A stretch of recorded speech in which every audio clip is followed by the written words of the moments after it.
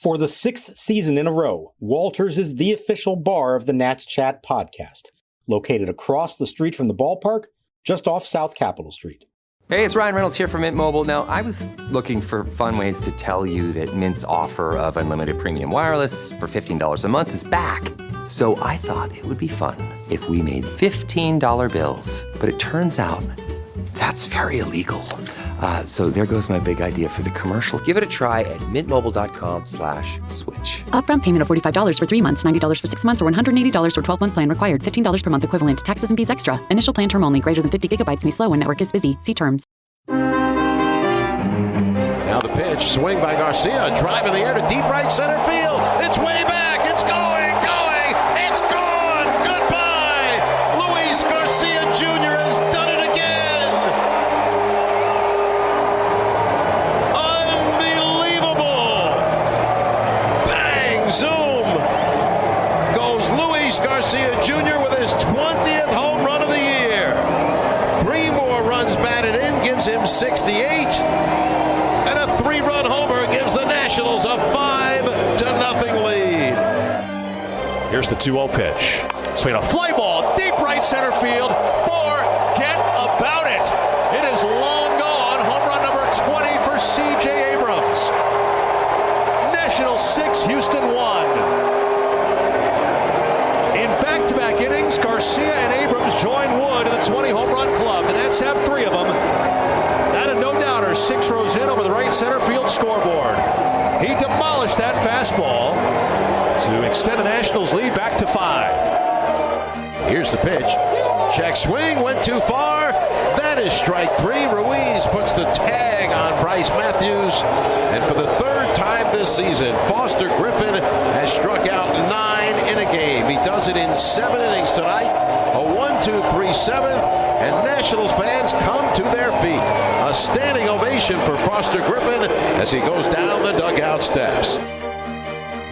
And welcome to Nats Chat. I'm Al Galdi, host of the Al Galdi podcast. I'm joined by Washington Nationals insider Mark Zuckerman of NatsJournal.com. He's at Nationals Park. And I tell you, if you are a Nats player whose last name begins with the letter G, chances are you right now are doing well. Luis Garcia Jr., Foster Griffin, each guy on Wednesday evening continued an outstanding run. It's too bad that Joey Gallo still is not on the Nats, but an 8-2 win over the Houston Astros at Nationals Park on Wednesday evening to win the series 2-1. The Nats in MLB's 2026 regular season are back to being 2 games above 500, 48 and 46, run differential now at plus 13.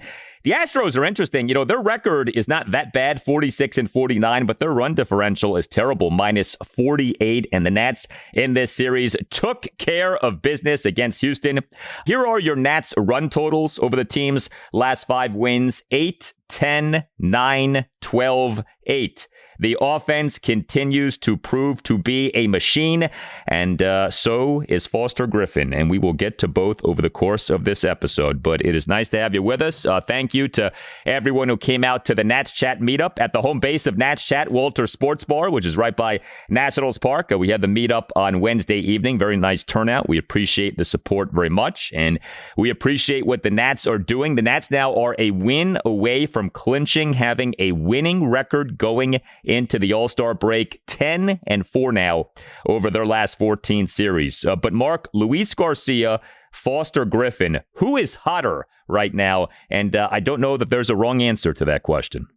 The consistency from both these guys has just been remarkable, and it's just not that easy to do what they're doing. In Garcia's case, to be doing it literally every single day that he plays, and in Griffin's case, to do it every 5 days that he pitches. And what they're doing now over these current stretches, this rivals anything that's happened in Nationals team history before.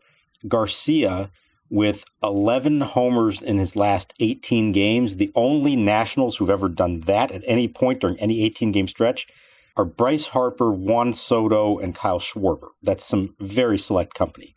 And in Foster Griffin's case, the only guys who have had 7 consecutive starts allowing 0 or 1 run are Steven Strasburg and Jordan Zimmerman. So not even Max Scherzer did that. That's the kind of company these two are keeping right now. It's truly remarkable what they've done, and the fact that they're consistently doing it night in and night out, I think just adds to it. Griffin has been phenomenal. And, we've talked about the very compelling case that he's making for being on the 2026 National League All-Star team. Look, who knows if he's going to make it or not. But the fact that he is so obviously a legitimate and worthy candidate for that says so much about the season that he's having. And, you think back to the Nats, how they got him, right? A 1-year, $5.5 million contract, one of the best signings in free agency this past MLB offseason. I mean, at this point, you have to say that. 1 run, 7 innings, 9 strikeouts, no walks in this game on Wednesday evening. He gave up just 5 hits, which were 2 doubles and 3 singles. He issued a wild pitch, but he threw a ton of strikes, 99 pitches, 71 strikes, just 28 balls. You mentioned the run that he's on. No more than 1 earned run allowed in each of 7 consecutive outings. The strikeouts have gone up. He doesn't walk people. He throws a ton of strikes. He eats up innings. It's like, what is there not to like right now from Foster Griffin? His updated stats, 19 games, all starts. ERA 2.77. Remember we talked about, well, it'd be nice if he got the ERA under 3. The ERA now is at 2.77. The whip is at 1.02. And he's at right about a strikeout per inning, 8.89 strikeouts per 9 innings. I mean, cannot say enough nice things about Foster Griffin. And, I talked about this on an episode of the podcast I did solo, a week or so ago. This is right now tracking toward being the best season by a Nats starting pitcher since 2019. Like, I think you look at any other season by a starting pitcher that you like since 2019, and I get it, the list is not a mile long, right? But this is the best season, at least so far, by a Nats starting pitcher since 2019. I mean, he is just doing the kind of work that guys back in 2019 and that Nats rotation were doing. Yeah, I mean, maybe Erasmo Ramirez in 2022 would have an argument for that. No, sorry about that. I agree. From a starter to do this, again, the consistency. He got his 10th win, by the way, in this game. Finally, I mentioned a couple weeks back, if he got to 10 wins and an ERA under 3 and a whip approaching 1, boy, that would make him an all-star, wouldn't? Well, he's gotten there, and so far he has not been selected to the game. Remember in 2019, speaking of that year, when Anthony Rendon was just tearing it up and putting up MVP numbers, and there was a point there he would come up to bat and the crowd would start chanting, lock him up, because it was his walk year. Maybe it's time for fans to start chanting that when Foster Griffin takes the mound. I understand why it may not happen, and it takes 2 to tango. This isn't just about the Nationals being willing to make him an offer to keep him here. He has to agree to that and not become a free agent. But man, oh man, if I'm Paul Taboni, I am going hard after that right now. Give me a reason not to do that. Why would you not want this guy in your rotation for several more years after this, what he's doing? And if you're him, I get it. You want to test the market. This might be the one shot you ever get to do this. But with a potential lockout looming, knowing how the Nationals have helped turn you into this pitcher, the familiarity there, where the team seems to be headed, I got to think it'd be awfully tempting to at least consider it if it was offered right now. And what's interesting with him is, the pushback to signing him to an extension would be he's already in his 30s, right? And so you don't want to be paying big money to a starting pitcher as he goes into his 30s. But there are caveats to that, which would be he doesn't have the mileage on his arm that a normal starting pitcher in MLB in his age 30 season would have. And he's not a guy who's reliant on velocity. He's reliant on this, variety of pitches that he throws. He's reliant on his intellect. He's reliant on pitch placement. And so those traits tend to age well. When you're so reliant on velocity, you can get in trouble that way. A guy like this with this profile, you could see him aging well. So I don't think it's ridiculous to say, okay, if you sign him to a multi-year contract, that can be one that actually works out in the club's favor, especially if his demands aren't outrageous. And that's the wild card here. We don't know what the demands are, but for sure, contract extension should be on the table for this guy with the season that he's having. It's hard to judge, though. The better he does, right? Is that increasing or decreasing the likelihood of the Nats signing him to an extension? Hard to say. Yeah, no, it's a fair point. And of course, if you're him and his agent, you got to think in the back of your mind, he may not just get a 3-year, $45 million deal. And I'm just throwing those numbers out there. Like, he could get something really big, but there would also be some red flags there that other teams might be scared off. Because of the age, because of the lack of velocity, the lack of track record, it's possible he wouldn't actually get what he thinks he could get. But I understand why, if you're the Nationals, depending on how the next few weeks play out, you might have to listen to whatever trade offers there are for him, and you would hate to hang on to him for the rest of the year, have the team fall back under 500, not make the playoffs, and then lose him to free agency. Like, I get it. So you have to at least listen to what's out there.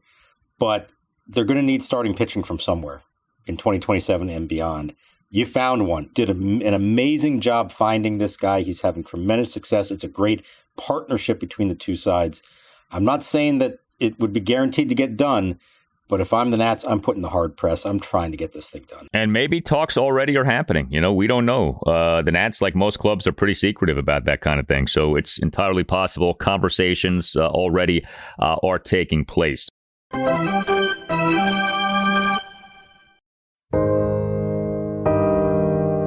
Hey Nats fans, after the exciting Nats game, have a listen to some relaxing solo piano music to unwind and help you go to sleep.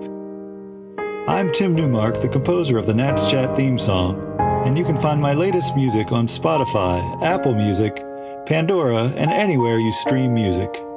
The song you're hearing now is called Improv in A-flat major, The End of the Road.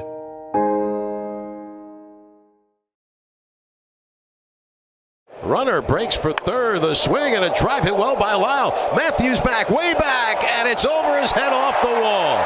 Garcia was running on the pitch, scores easily.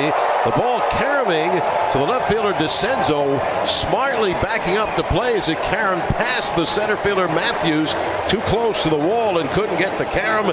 It's a double for Daylen Lile to snap an 0 for 14, his 21st double and his 44th RBI, scoring Garcia. And it's the Nationals 2 and the Astros nothing.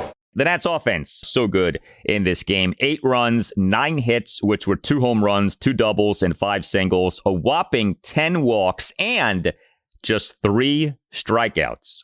From a plate discipline standpoint, this might have been the best game from the Nats this season. And by the way, the run total could have been even better. The Nats went just 2 for 15 with runners in scoring position. But the Nats had their way with the Astros starting pitcher, Spencer Arrighetti, who actually is not a bad pitcher, but he does walk guys. And walk guys he did in this game. He officially allowed 8 runs in 4 innings, including issuing 6 walks. But to me, as much as anything, was the plate discipline and the extent to which the Nats drove up the pitch counts of Astros pitchers in this game.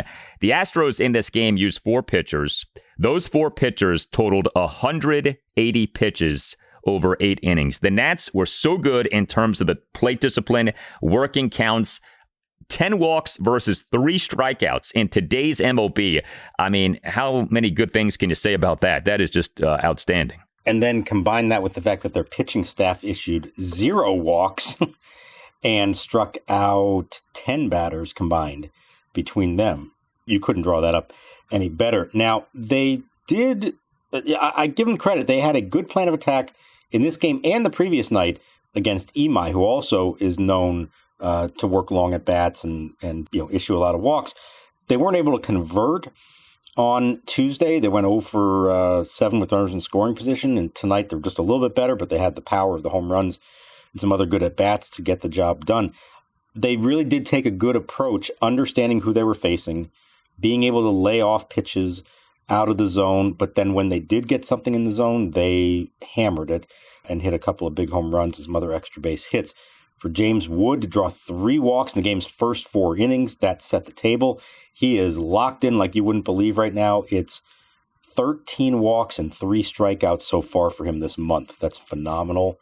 And when you've got guys like Luis Garcia and CJ Abrams hitting behind you the way they are, it's going to lead to a whole lot of runs scored, and that's exactly what they're doing right now. Yeah, and for James Wood in this game, so he was the Nats starting right fielder and number 1 batter, 3 walks, and a stolen base. And the stolen base made Wood the first Nats player since the franchise moved to Washington, D.C. to have at least 25 homers and at least 15 stolen bases in each of at least 2 regular seasons. So even in a game in which Wood did not get a hit, he did something special. The home runs from the Nats in this game coming from Luis Garcia Jr. and C.J. Abrams. Garcia is the Nats starting first baseman and number 2 batter, 3 for 4 with a 3-run homer, 2 singles, a walk, and a stolen base. So he got on base 4 times. He and the Nats 3-run fourth, had a 2-out 3-run homer to right center field to put the Nats up 5-0. The homer going a projected 417 feet per StatCast. You mentioned what he has done, 11 homers over his last 18 games.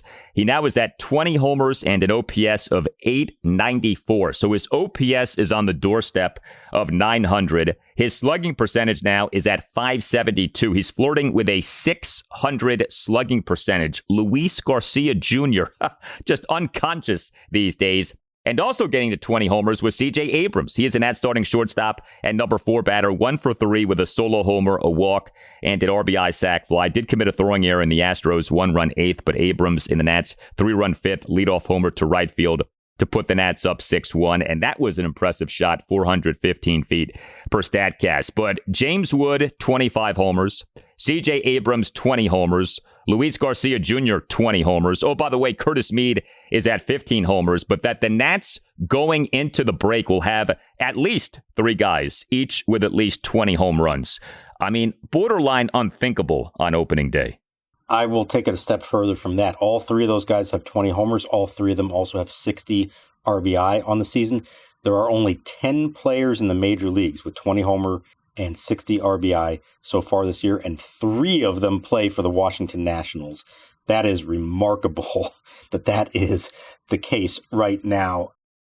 They are unstoppable as a lineup, and because there are at least 3 and even more of them who are producing on a regular basis, it just allows the pressure to be taken off so that if James Wood just wants to stand there and watch pitches go by, he can do that. He can draw his walks and know that he's got the guys behind him to drive him in. If C.J. Abrams has a rough night at the plate, no problem, because Luis Garcia is playing out of his mind, and Curtis Mead is driving in runs, and Keibert Ruiz is doing his thing, and Daylen Lile is starting to get hot.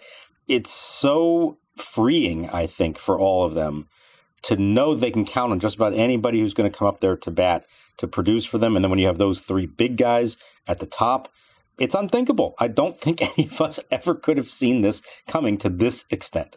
It is a credit to the players. It is a credit to manager Blake Butera and his coaching staff. And it is a credit to Paul Taboni and the baseball ops staff. And it is, it's like this coming together of all these things, right? Because we for years talked about, are the Nats lacking more in talent or more in process, more in coaching, more in overall organizational approach? And honestly, I still don't know if we have that answer. I don't know, because we don't know to what extent what's happening right now is just guys who were always capable of this finally delivering on that because the coaching and the process are better, or if this is a situation where it's more the opposite taking place. But whatever the case, what we're seeing is remarkable. And the Nats, as we are recording this, are number 1 in MLB in runs, 508, are tied for number 1 in MLB in home runs at 132, are number 3 in team OPS at 760. It's an overall offensive profile that is so good. This team scores early in games. This team draws walks. Like, there's really no nit to pick with this offense. There's really nothing with this offense that you would say, well, that's not good, or this is concerning, or that's alarming, or that's indicative of this being a fluke. Like, no, everything that you look at, you say, yeah, that's good.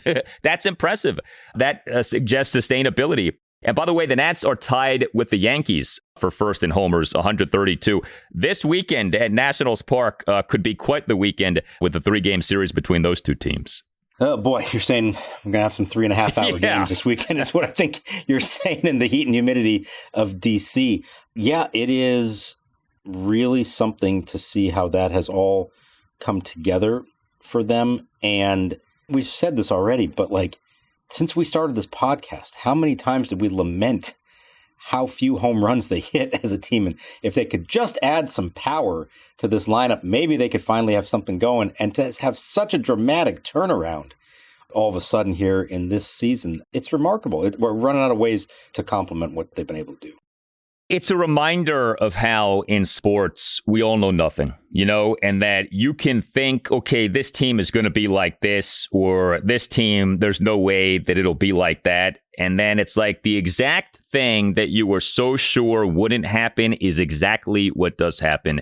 And that kind of thing actually happens in sports a lot. And so I guess maybe in a weird way, we shouldn't be surprised by this, because that's kind of how sports works. Like, sports humbles you. You think you know, and the truth is you don't know. We all don't know. And the last thing that anyone thought, right, was that this offense would be prolific. Not like maybe decent, but prolific. That's what this offense is right now, prolific. This offense right now is tracking toward maybe being the best offense in the history of the franchise. How ridiculous does that sound? And yet that's where we are. And it's just so good to see. And as long as this remains the case, the Nats are going to be in postseason contention, because as questionable as the pitching is, when you have offense this good, boy, it's hard not to be in games. And, as you noted the other day, right? No lead is safe, but no deficit is too daunting with this team. And so even if the pitching does continue to be a problem, especially from a bullpen standpoint, there's always that fallback plan of, okay, well, we've got this offense which is capable of mounting a charge in this game. Yeah, and it's why it's going to be hard for the front office, if it comes to that, to try to explain to the guys in that clubhouse that, nah, you know what, we actually don't believe in you, and we're going to start selling off pieces. And who knows? We still got good 4 weeks to go until then, and we'll see how it plays out. But I think we were long past the point where we question whether this offense is legitimate or not. It's legit. Maybe it's not going to finish the year at number one, but it's going to be near the top of the list, and it's hard to see that just suddenly changing over the final 2.5 months of the season. Also standing out offensively in this game, Daylen Lile was the Nats starting left fielder and number 5 batter, 2 for 5 with an RBI double and a single. He and the Nats 2-run third had a 2-out full count RBI double off the outfield wall in left center for a 2-0 Nats lead, despite having been down at 1.12. Lyle's OPS is only .713. He is second on the team, though, in doubles. He has 21 doubles, so he has done that. It's been kind of an odd season for Lile offensively. He has 10 homers. That's not bad, but he's not like wowing you in that department. He's not really getting on base at a supremely high clip, but he's got a bunch of doubles, and at times he has looked like the guy who we saw late last season. I think it's going to be interesting with him post-All-Star break. What kind of a season does he end up having? Do we end up saying, okay, Lile had a nice season here, or are we disappointed by the season that he has? Yeah, it's when he hits the ball, he hits it hard. There's just an inconsistency there. We probably shouldn't be that shocked at, and I don't know that anybody truly believed that what we saw from him in the second half of last season was exactly who he was going to be moving forward. But it's in there. And I think it's just a matter of if he can find a little more consistency, a little more plate discipline to get on base at a higher clip, and then find the right pitches to swing at. Because when he does make contact, it's solid, and he hits line drives, and that leads to all those doubles and even the occasional home run as well. So I want to think that he'll be fine. But you're right, it's kind of gone under the radar given what everybody else has done, that he's just kind of been a part of it, but not a huge part of it, but not so bad that you're all that worried about it either.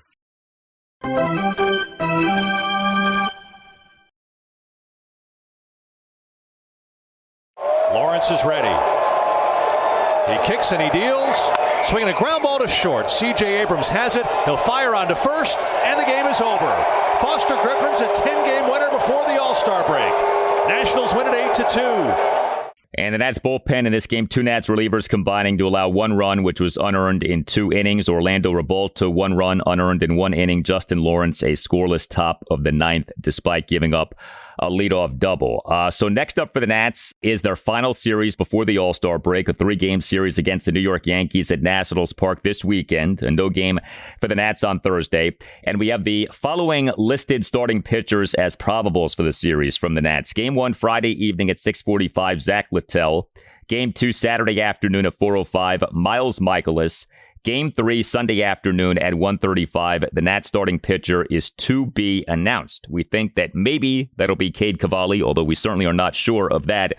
But Miles Mikolas, We still are waiting for word on the result of his appeal of the 5-game suspension from the incident in Boston, which, by the way, happened last month. June 30th was the date of that incident, the Nats 8-1 win at the Red Sox. You noted on X that it may be the case that we don't get resolution on Michaelis until Cavalli is done serving his suspension. What would be the thought process from MLB in doing that?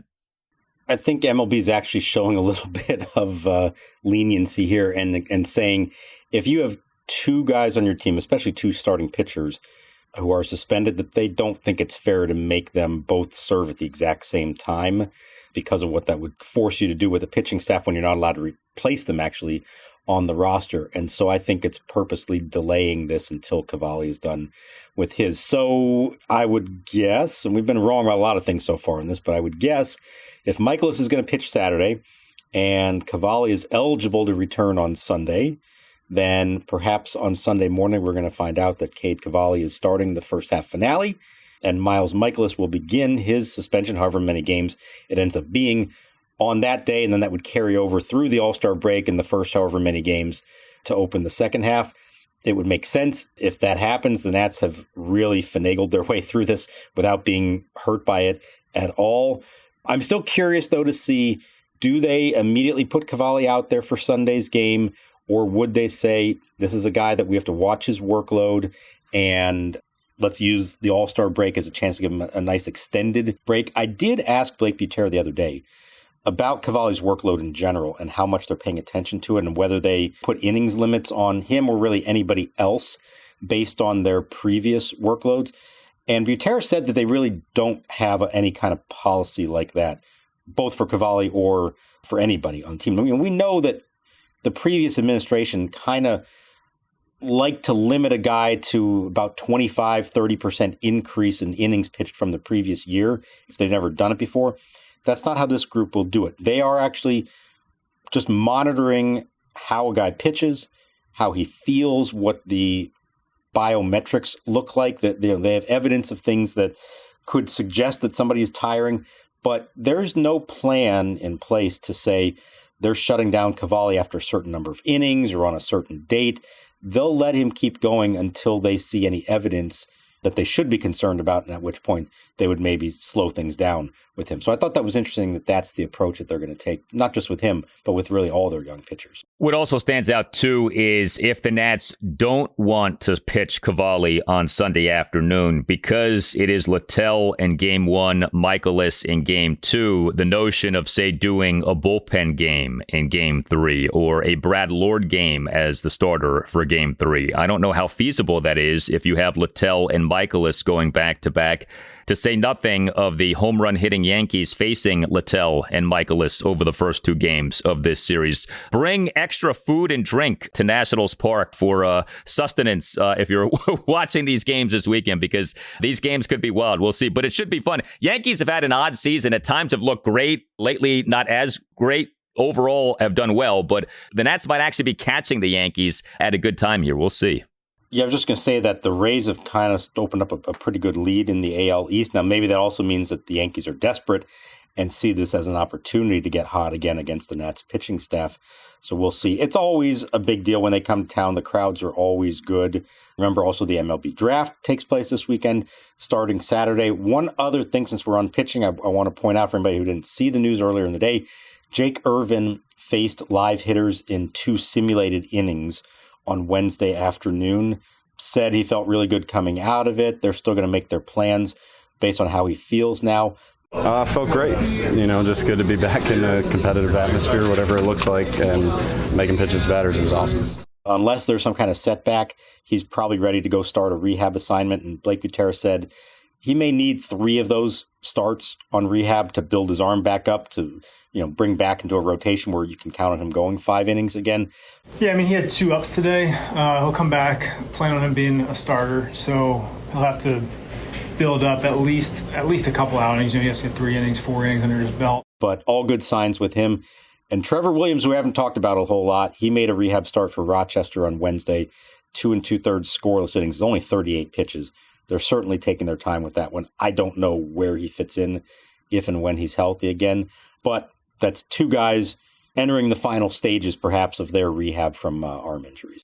Where will Jake Irvin fit in? I think that's going to be interesting, depending on how Andrew Alvarez is doing.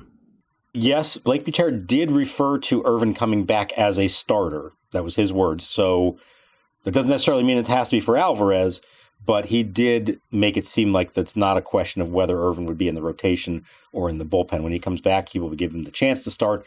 Just a matter of whose spot he takes. Yeah, we're nearing 2 months of Irvin being out. May 24th was when the Nats put him on the 15-day injured list with a right shoulder strain. You tell us what you think. Hit us up on X at Nats_chat. You can find us on Blue Sky at Nats Chat Podcast. You can email us natschatpodcast@gmail.com, including if you would like for us to deliver a shout out to someone who you care about, a happy birthday, a congratulations, a get well wish, whatever the case may be.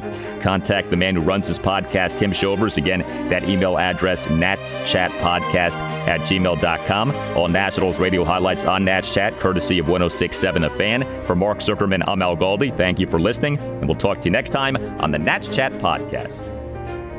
Greinke delivers. Swing a long drive to left, way back, forget about it. It is going, and long gone into the Crawford boxes, and the Nationals are on the board. Anthony Rendon has his second home run in the World Series.